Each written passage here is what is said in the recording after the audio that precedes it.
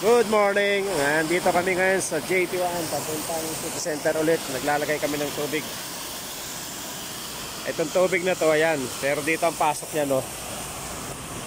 Taan natin kung saan papasok itong tubig. Grabe yung sigaw. Mainit. Pinupuno itong tubig dito para sa mga testing. Yung automatic. Ayan siya, oh.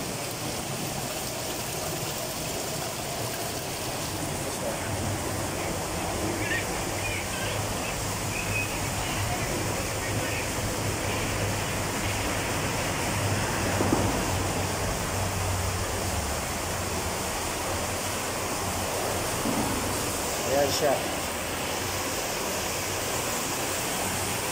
Ayan, may mga gate siya na yun, yung red color. Ayan. Kailangan hanggang dyan lang ang tubig ko. Pero pag almost nagte-testing, halos lumalampas hanggang dito sa may hook. Ayan, nakikita mo yan dyan pag nagte-testing, yan. Ayan. K-trip yan pag nagte-testing. Tapos ayan, ayan yung gauge nya. Testing yan, gagalaw yan, gagana yan. Tapos yung tubig babato rito. Ito pala nagtitrip lang ito. Pag nagtitrip, ano nila ulit, testing sila ulit hanggang maging okay. Grabing init dito sa loob.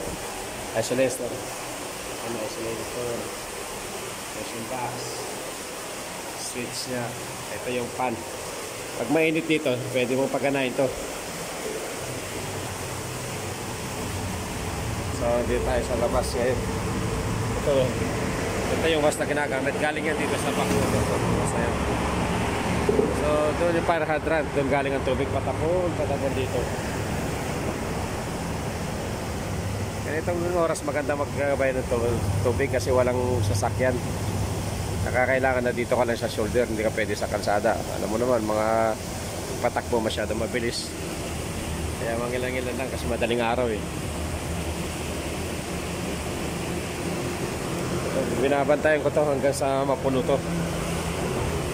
Hindi ako makatagal dito, lumalabas ako. Ayan mga sensor to. Lumalabas dito, ang grabe. Grabing init. Siguro, buti pa ng mga 20 minutes na makalabas muna.